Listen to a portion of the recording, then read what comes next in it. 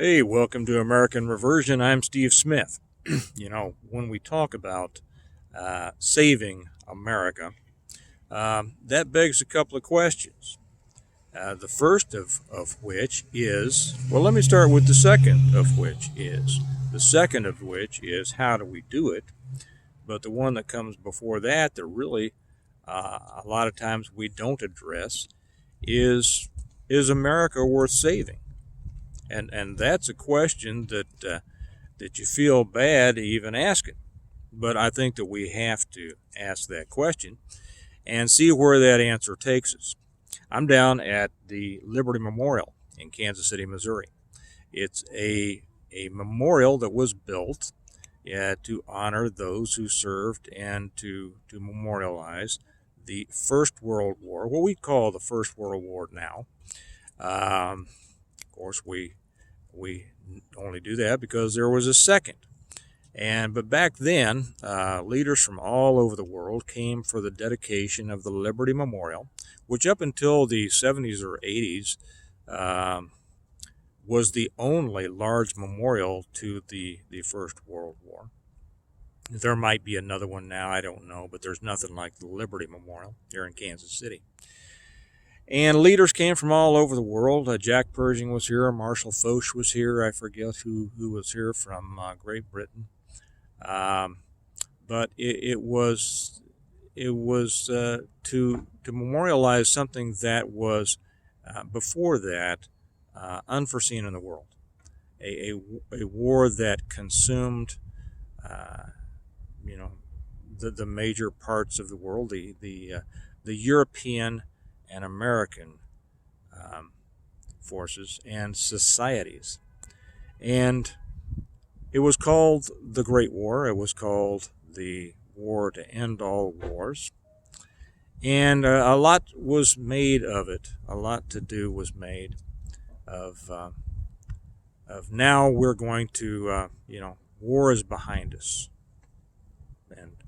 And we know that wasn't true. Actually, I'm down here to find when I was a kid. I'm sorry, I'll back up on this, and then we're going to get back to that question: is America worth saving? I used to come down here when I was a little kid. There used to be parades down here all the time.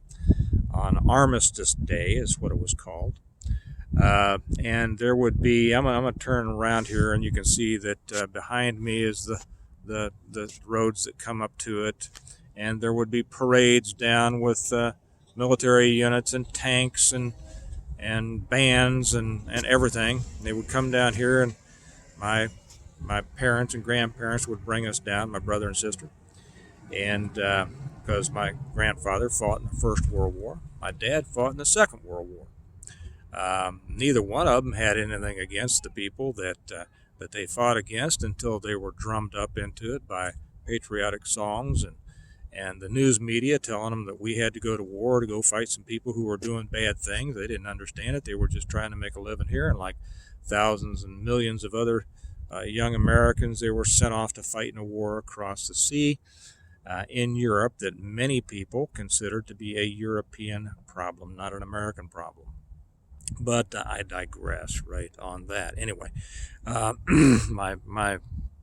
my father, my grandfather, and my grandmother all have bricks of remembrances here. I'll see if you can see all how they just had a rededication some years ago, and they put bricks in for all of the veterans. My grandmother was a gray lady, for those of you who may be familiar with that. But when we think about whether America is worth saving, we have to really think about that question. We have to think about what America is. Is it a place? Is it a state of mind? Is it a set of values? What is it?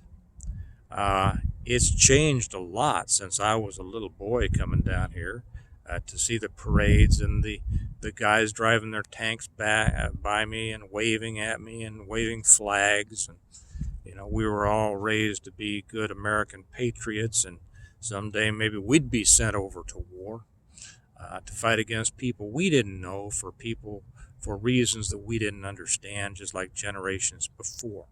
You've probably heard, if you've watched me over on integrative preparedness talk about the fact that all wars are for money. And I recommend people reading Smedley Butler's book, War is a Racket. But that's just kind of an aside here. Why would we want to save America? Why is it worth saving? The America the way it is now, I don't believe is worth saving. That's why I talk about an American reversion.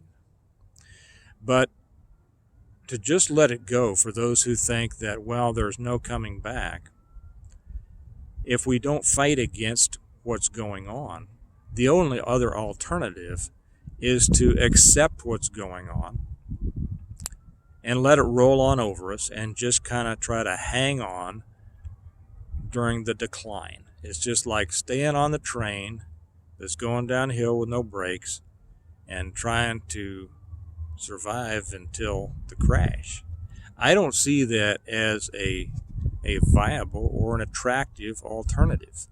It's not a country or a future I want my children to live in or my grandchildren. And if we think of that, we have to go back to the people who came over here from Europe and founded what became the United States of America. There was an America here before. You know, it was a continent. It was populated by people of a much different culture. And the people that came here from Europe, our ancestors, came because they wanted a place where they could worship as they pleased, a place where they could have freedom from oppressive governments, to where they could do what their intelligence, their creativity, their strength, and their perseverance would allow them to do, without the intrusive and oppressive hand of a monarch or an oppressive government keeping them down. From that spirit came the most amazing thing that has happened in the world, and that was the United States of America. Now, through the years, there have been fits and starts. There have been problems, and those problems were corrected in some ways and in other ways not. But we finally reached a point in our country to where the universally held, or almost universally held, beliefs that personal independence and hard work would be able to take you wherever you wanted to go in life, and to where the values, the principles, the virtues of self-reliance, of honest work, of hard work, of community, where those things were held up to be important, where they're not anymore.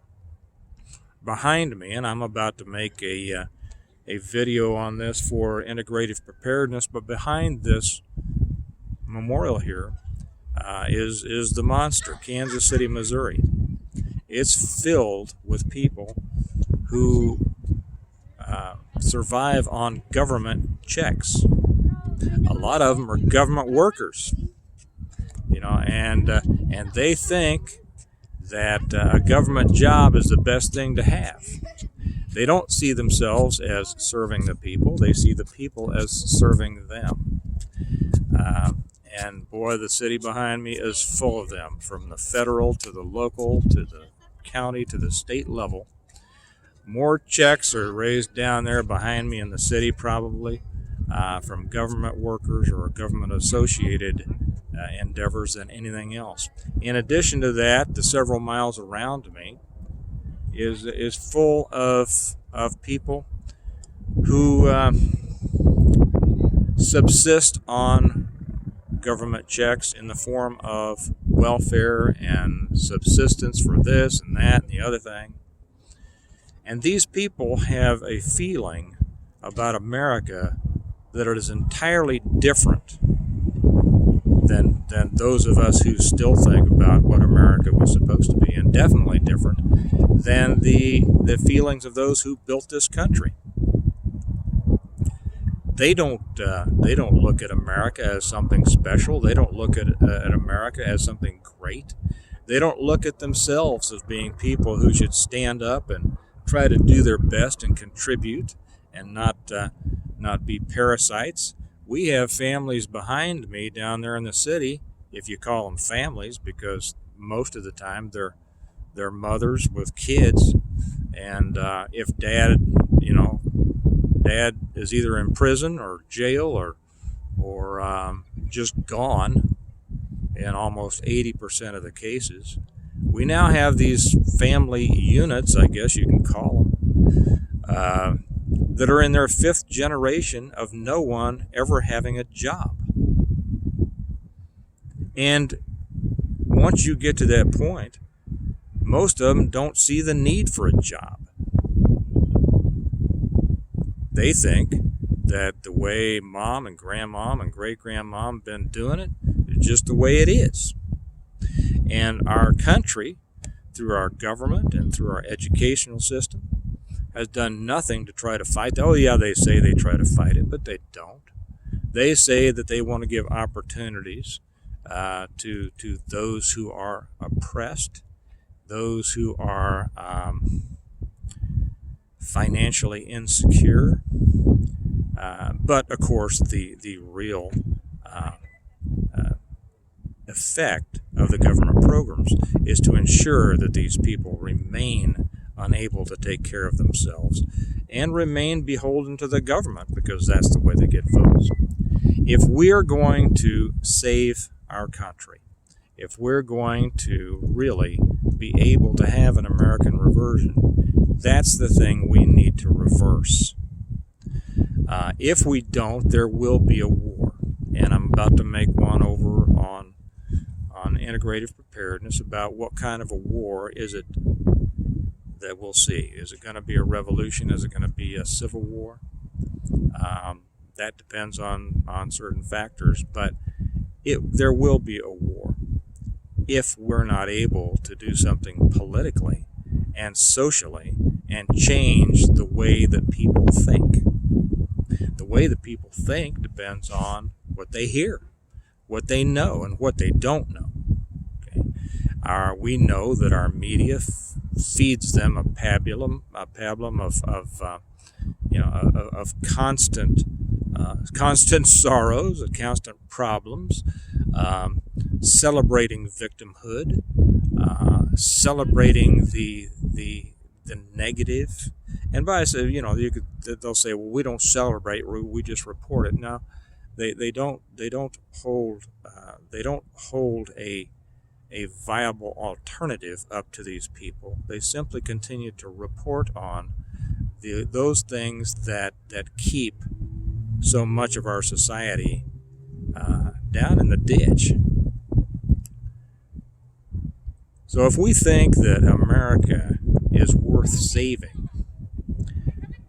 the battlefield that we need to be on right now, so that hopefully we don't have to be on a different kind of battlefield later, is the battlefield for the hearts, minds, education, and understanding of more of our citizens.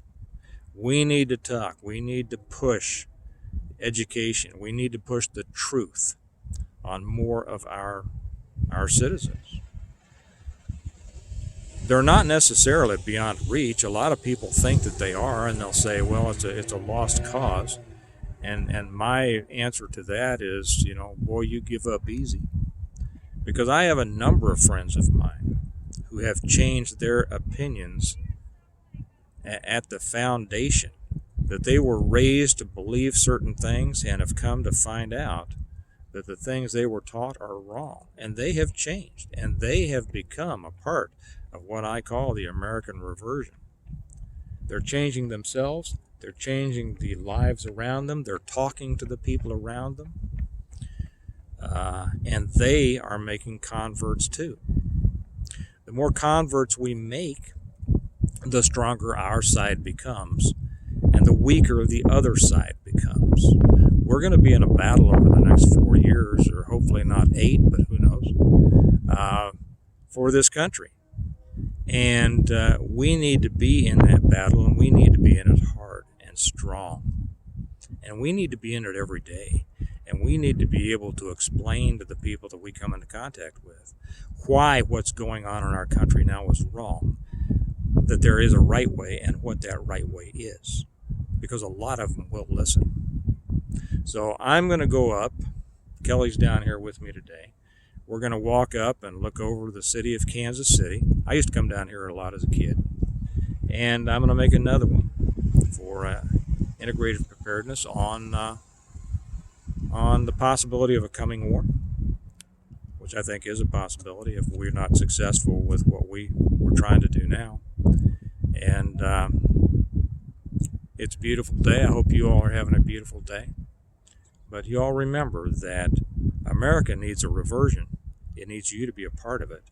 And I will ask that you share this. Please share this.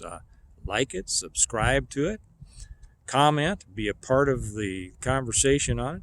If you want to support the channel, the link for the Patreon channel is down below here. I'll be putting up something new for Freedom Friday tomorrow, and I put up a lot of good content over there that is educational for those wanting to know how to represent what our country is really supposed to be about, and maybe how to get it back. Okay, you all have a good day. I'll talk to you later. Bye-bye.